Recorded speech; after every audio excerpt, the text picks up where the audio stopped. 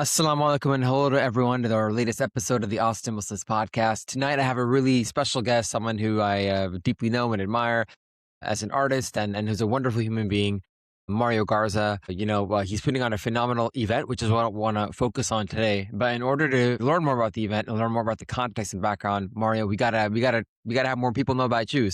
We'd love to get a little bit of your background and especially your involvement and interest in the art scene in Austin, and especially the overlap with a lot of art forms like qawwalli that are more commonly associated with South Asian culture. Assalamu alaikum. Thank you so much, Ali, first of all.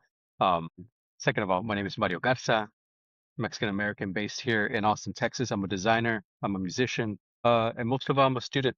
Among other things, professionally, I'm a community organizer. I work with board members and nonprofits for the past 10 years, grant writing, design, communications, bilingual communications, multilingual communications, instructional design. And with all this, I am an enthusiast of community, galore in every sense of the word, as my whole world encapsulates and revolves around many different communities in many different languages. And so that would be Mexican communities speaking in Spanish, Nahuatl, indigenous languages, or even border languages that are a mix of English and Spanish. And then, of course, I work with a lot of South Asians as I intermingle in Hindu temples, mosques, and interfaith initiatives. And so I work with a lot of Tamil communities, Telugu communities. And then I'm also involved with Pakistani communities. And so Urdu communities, sometimes Pashto communities. So with all that being said, my life revolves a lot around assisting people, and that's ultimately my life goal. Everything that I've done from the music to my professional life has always revolved around helping and assisting in any way that I can. And so that's who I am. Yeah, it's beautiful. I really also like the consistency between your professional and personal goals because a lot of us, we work in these corporations, myself included, and we like to delude ourselves that, hey, we're doing something to help the world. But I think the work you're doing very much more closely aligns to the reality than a lot of us in other parts of the, I guess, workforce would like to believe. Hats off to you to be able to pull that off. So you have this event coming up that really characterizes what you said about your goals very well. BarrioFest. I'd love to hear more about the background of the event, how it came about, and what are some of the highlights that people can expect to witness when they participate. Yeah. How about I talk about Barrio Fest and I describe it, since it's a whole huge festival, very Austin style, but very dynamic in that it's going to be offering wellness programs as well as kids activities, family activities, about more than 14 vendors and organizations from mostly from South Austin and East Austin, trying to represent a lot of the Spanish speakers, as well as some South Asian communities, and Middle Eastern communities as well. With all that, Barrio Fest is a large scale inside and outside indoor festival with music, wellness providers like acupuncture, as well as traditional healing, Mexican healing traditions like rebozo, massages, and tea making workshops as well. So Barrio Fest is this pretty much large free family event, and it's a celebration of exactly what I was trying to encapsulate what I've done most of my life, just trying to bring people together. It's actually pretty funny. I started with talking about community because it's a hot topic right now. Corporations galore are trying to copyright community, at this point. Yeah. Yeah, I'm surprised Disney hasn't, you know what I mean? So this is an organic setup that I've started with the little funding that I had left with the Austin Life Music Grant from 2024. It's already pretty late, 2 years later. Yeah. And it's the trickle little funds that I had and I've been working with to not just pay the artists, but also pay the providers, provide a space for the vendors, which is a really competitive market, especially in Central Texas and Austin, Texas, with all the small businesses. Most of these vendors and everyone participating are either community oriented, indigenous folks, folks from marginalized communities, or folks who just don't have storefronts. And so they rely on you know, these markets that pop up. And so there's no or there's minimal charges for them. It's actually a great capacity. It provides for everybody, both the audience as well as everyone participating. So that's Barrio Fest. Barrio Fest is pretty much a live music event with everything for the family and in between. And when is it taking place and what time? Oh, right. So that's going to be on Friday, May 22nd. It's going to start early evening at 6 o'clock. It'll go all the way to 12 a.m. Oh, wow. And what we can expect there, there'll be a stage where there'll be some kind of a performance taking place pretty much throughout the evening, and then there'll be activities for all sorts of activities, wellness, fun stuff for kids, etc. And then side by side with that, there'll be a set of vendors. Correct, correct, correct. Yeah, this is a large scale event with everything going on all at once. Very cool. Providers will be there for about 2 to 4 hours. Most of the services are by donation or free. And with that, they'll be simultaneous. The music will be going on, main stage inside, outdoor stage outside. Providers will all have private rooms. Some of them have a large library, fits about 50 people comfortably with their acupuncture. Right, yeah. There's group acupuncture, and it's actually going to be a good slow start. It's not going to be a full on, full body. You don't know what about needles. No, it's going to be a nice introduction for everybody and all ages as well, where it's going to start with ear acupuncture. And they'll walk you through with all the details, but with the ear acupuncture, it's a great introduction to get to know if you like that type of practice or not. Hmm. So moving on, there's going to be 2 stages. There's going to be providers in private rooms. There's going to be the vendors in the main hall selling, as well as there's going to be tamaleras, which are Mexican American recipes, tamales. Uh, and then there's going to be, of course, coffee drinks, mate drinks, you name it. It's going to be fantastic. With that, I want to revert to your question. Remind me again. Well, I think we took it in a good direction. I was asking you just about logistics and date, which you answered directly. Is this the first year that you're having the event, or have you done? Right. Yeah. This is the first year of BarrioFest. Yes, it is. Okay. Wow. Some context to that, though, as a Yeah. community organizer, it's been about 20 years of community programs, but at the same time, as a musician and just as I love curating events, I've hosted many types of social gatherings, privately, personally, weddings, for example, of all scales, right? Private and public. And so I've had all sorts of shows throughout my life, from classical Indian music, khayal, organizing, sitar concerts and tabla concerts, or even organizing qawwali performances, as well as just having a party at my house that has 300 people, and that's happened as well.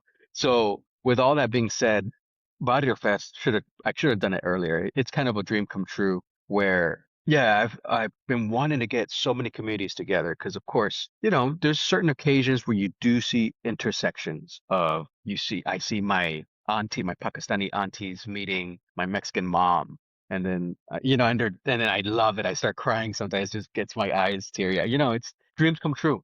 And so Yeah. this is kind of how Barrio Fest is as well. I'm gonna get some communities to represent.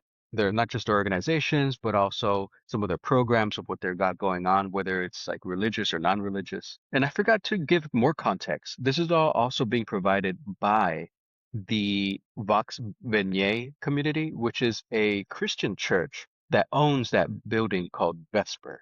And so that Christian community is celebrating their 20th anniversary of being there in the east side of Austin. And so through that, they've assisted with the building and with the utilities of like throwing this big old festival here. Oh, man, amazing. And then tell me about some of the you've mentioned some of the vendors and different activities of that sort. Tell me about some of the performers. Give us a flavor of the type of people who we can expect to see up there. Not everyone, but just maybe a couple of highlights. Well, first off, if people get to hear this, I have to apologize for how many people I had to reject. A lot of people wanted to perform. It's great, but it felt painful. We have a great lineup which is going to start off. Actually, Sarah Bhavani, a poet Oh, and great. writer, is going Yeah. to be opening it up, which I thought is exactly what we needed Wow. with her Amazing. strength and her voice. She's going to be opening it up early, nice at 6:15. And we're actually going to have a MC who was a Netflix hit back in 2020, pandemic times. His name is Vyas Ganasan. Okay. Vyas Bhagat Ganasan. He Okay. came out in the first season of Indian Matchmaking on Oh, Netflix. If you recall, he was the tall one, and okay. he takes over the whole season, and it's Beautiful. incredible. Cool. He lives here in Austin. He's a writer. He continues his writing, and I got him as a great MC. So he'll be opening it up, Right. Very cool. Yeah. introducing everybody. Sarah Bhavani will open her poetry, then follow along with classical Indian music excuse me, classical South American music by Javier Jara. Excellent performer, amazing voice, amazing classical guitar. After Javier Jara, Andrea Cortez and I will then open it up through the Folk Harp Club, and we'll be playing South Mexican jarocho music with harp and jarana, which is a South Mexican ukulele type of instrument made only in Mexico. And Yeah. this is a side of me I don't think you've seen. I've been playing son jarocho, South Mexican music for about 21 years. Wow. So it's going to be a combination of South South Mexican poetry with harp and dancing. It includes like tap dancing, very specific. Classical guitar with Javier Jara, Andrea Cortez, and I as folk harp club with a harp. And then it gets into the rock music at 8 o'clock with Wavy Eye. And Wavy Eye, they're excellent rockers, and they're just rock and roll. As soon as you hear it, it just sounds like you're listening to like a modern Elvis or something. And Mm. they're just a unknown band, but they have so much skill. And same thing going back. This is me throwing some bones to the community because they deserve it. Because I've known the female frontline singer for about 25 years or so. Ah. And I've been seeing her perform around town. And I'm like, you need a good gig. And so this is a great one. After Wavy Eye, then we have a punk rock Afro punk band that just started fresh named Doubtcaster. Okay. And they're just gonna shred it. They're nice and peaceful three-piece. They're both three-piece. Wavy Eye and Doubtcasters are a three-piece rock band. So it's gonna feel like downtown Austin after from 8 to 10. Yeah. Strolling down, hearing all that rock music Yeah. and talent. And then after 10, we're going to simmer down with a dance party with a DJ called Cumbia Bajo de la Luna, which means Cumbia under the moon. And they're a fantastic community-oriented DJ group that it brings us solid events together every time. And usually free, where they'll have free vendors, free food, and it's all ages. And their parties are just fantastic for the whole family.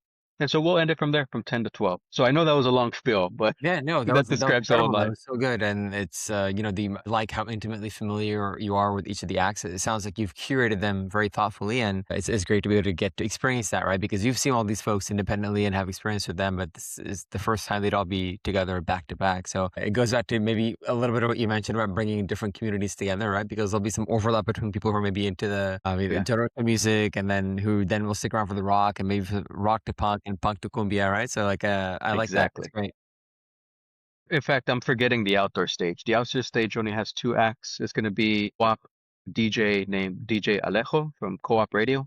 And then there's Lobo y Gallo, which is a cumbia band, a two-piece cumbia band. Yeah, so inside and outside, people are going to be having a great time. It might be a rainy day. So if it's a rainy day that day, we'll bring everybody inside.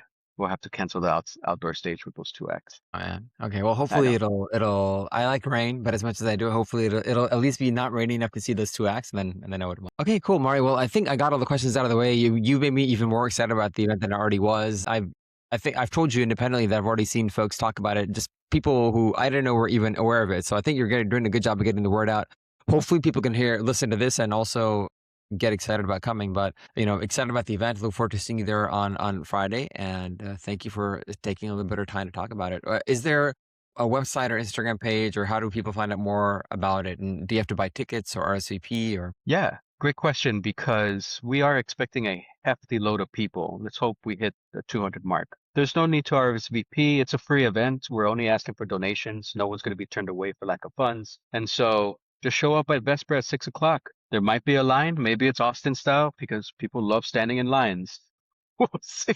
One question I'd like to ask also is there, why I know there's a lot of work to put something like this together, and it's obvious you've thought a lot about this for probably more than a year, right? If you had the grant a while ago, and the ideas maybe percolated in your mind, but you finally have it coming out. Is there, through this whole process, has there been anything artistic, I don't know, like a song or a movie that you keep going back to, or that inspires you, or that inspired you for this event as you've been going through it? You're not going to believe what I'm going to say. Andrea and I have been going back. We always most of our life is based rag and tal based. So we're listening to a Mm. lot of raga music, Hindustani, sitar, maybe qawwali. But we've been listening to Hamde Kenge because one day those tyrants. It's the perfect timing where we're all scrounging, and no Yeah. matter what industry we are, and no matter what community we are, we're all kind of scrounging, and no matter what country we are at this point. Yeah. Yeah. It's The world global. economy is all connecting too tight, too intensely right now. And so I'm thinking that one day we'll see, right? We'll see, some unity. And these little events, I mean, they're little sparks. Yeah. It's I gave a talk last week on Fez, and it opened with just those lines, "I'm Dick again." I gave a very brief translation of it. But I talked about how in the outro I went back to Hamdik and I plugged BarrioFest, saying, hey, like part of how we go about this is that we get involved with our local communities and we go to events that other folks put on. So it was a very it's coincidental but very beautiful to me that Hamdik independently resonated with both. It had already been resonating with you, and then even for me when I was thinking of how to promote the event and what to include in my Fez talk, that was definitely one of my themes as well. That's beautiful. That's beautiful. That's perfect. Cool, man. Well, Mario, love this. I've told you we got to have a longer interview. And in fact, inshallah, we will to talk about Inshallah. some of the other artistic work you do. But looking forward to seeing you here in a week. In a week, we have 7 days to go. All right. And then, oh, Inshallah. man, I go back to that again. It's like, did you mention the website, Instagram? Excuse me. That's right. So you can find more information on barrioland.com, How do you spell or that? Barrioland is BarrioLand.com. Barrioland. BarrioLand.com. Got it. And we're hosting the tickets on Eventbrite. So that's BarrioFest.eventbrite.com. Anything on social media? Do you have an Instagram or anything of that sort? Or Yeah, you can find me on Instagram at Barriolands. so BarrioLands. Yes, that's correct. Okay, cool. Awesome. All right. That's right. Cool. Thanks, Mario. Appreciate it, Ali. This is great. Later.